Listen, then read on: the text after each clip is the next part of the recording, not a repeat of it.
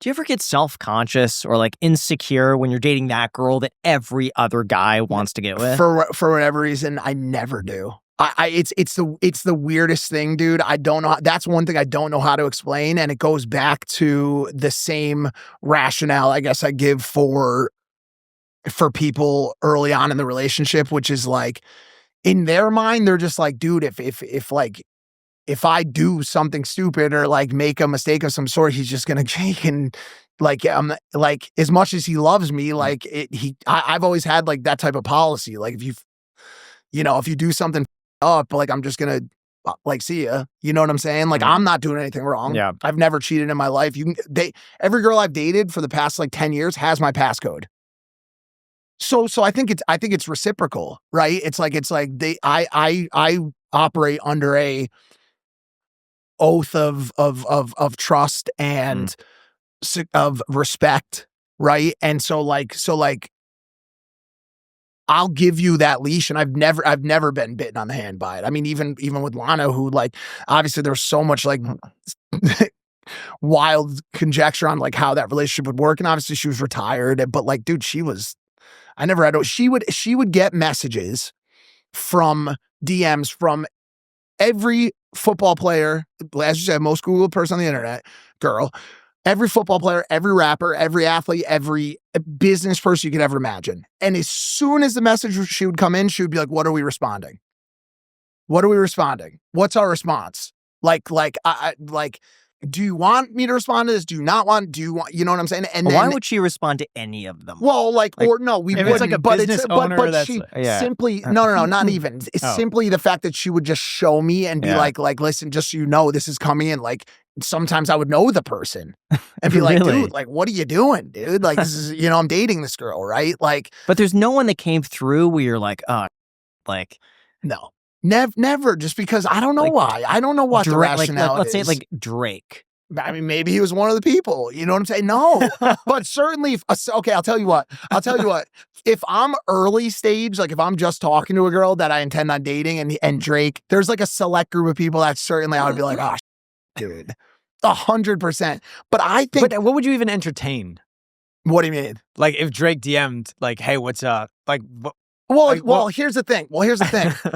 Here's the thing. There's this like social media thing where for Drake specifically, like every girl's in a relationship that can't get DM'd and touched by a guy until Drake comes. But truthfully, dude, I'm telling you, and I swear to you, and I truly believe this, it's just not the case. Not every guy is a cheater. Not every guy in the world is a cheater, and not every girl in the world is going to leave you for a super celebrity. They're just not. I'm telling you, it's just not the case. There's the ones that are, to me, that are at risk are girls that have never been around it. So like if you live in Memphis and your girlfriend doesn't even have Instagram, and Drake somehow finds a way to see her, and she's just so in it. But dude, a lot of these girls like have, even if they haven't hooked up with a lot of the guys, they've seen just how gross and demoral like this entire space is, and they're off it now. They don't want it. They don't want to be a part of it anymore. They like, you tell them that there's a Drake party in the hills, they're not going to that party specifically because of that. Anyways, like I said, this stuff's like, it's fun to talk about, but it's just so. It's just not, it's like, dude, the amount of like moral guilt and like the moral dilemma, and like even for me, like I'm a Christian, so like the religious dilemma for me has been more pain than it's been good, just because it's just, I don't know. It's just hard, dude. It's hard to have that type of scenario where and it's not, and one last thing on it, the one last funny thing on it is it's not all money either. That's like the biggest misconception is that you're at risk from somebody who has more money than you. It's just not the dude. Like I know a ton of really, really wealthy people that 1000% wished that they had the game to be able to do it and cannot do it. They cannot do it. Does not matter. Doesn't matter how much is in their bank account. Doesn't matter if they fly girls out. It does not matter because it's a comfort thing. It's a humor thing. It's a aura thing, to use a word for Gen Z, that is just to an extent, it's just not teachable. It's not buyable. It's not. So if someone does want to get better with women, how do they do that? Because if you just said it's not teachable, you can't buy it. Go into the resistance again. Go into the waters. Yourself. Get out there. Talk to girls at the bar. Talk to girls at the grocery store. Like, if you have to manipulate a joke and really like practice it, then go for that. But I mean, dude, when if you're wanting to become some sort, I'm not once again like promoting it, but if you're wanting to become some sort of like Casanova, like high level at it, it's so much deeper than that. It's like really being able to think on your feet, understand their, by minute desires. Like when you've been at a restaurant too long, it's time to move locations. Like, like I was on a date last night, I have funny stories. Oh my God. The manager, the GM at Nobu Malibu got swapped out. That was my guy. I could sit on the rail being on the rail at Nobu Malibu that is where you want to do your date. What is the rail? It means you're on the water. You're literally sitting table, rail, waves crashing on the sunsetting beach at Nobu Malibu. So I had my GM there, and I would text him and be like, day of. And Nobu Malibu in itself is a tough res, but that's even a sit inside. Then there's tier 2, which is outside. Then there's tier 3, which is like close. Then there's the rail, right? And the rail's usually, it's like there's Tiesto and there's this person. So I get there last night, and I had to do it through the GM in Newport, and he had to set me up, and I go inside, and they say, Mike, welcome, here's your table. And it's like tier 2.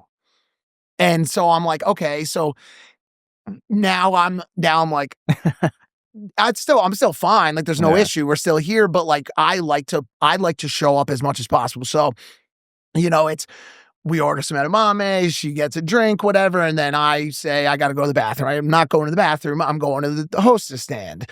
GM, hey, listen, man, like I was close with Troy. Like I know we don't know each other on that level yet, but like this is the first day. 5 minutes later, waitress comes to the table. Hey, we're just going to move your stuff. Like you guys can get up and go to the table on the rail. We're just going to move your stuff over for you. You know what I'm saying? So like it gets to a point where you're doing micro calculations that involve other people on dates even.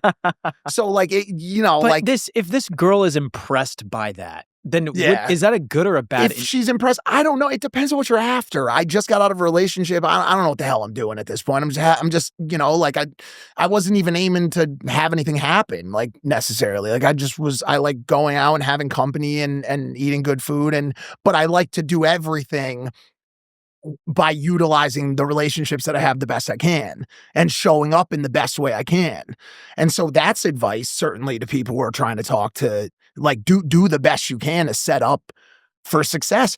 Truthfully, like people think chivalry's, I made the mistake. I was paying the valet guy. I forgot to go around and open the door for her, and people be like, oh, you're a simp for doing that or whatever. Dude, wake up, go around the car and open the door for the girl. You know what I'm saying? If that's all you got, if all you got is that move for the night because you don't have the rail connection or you know what I'm saying, or whatever it is, like go bring the chivalry back. You know what I'm saying? Whatever you can do, show up in the best possible way that you can. You know what I'm saying? That's a piece of advice. But certainly like keep it light, don't overdo it, don't go to the other side of the spectrum either.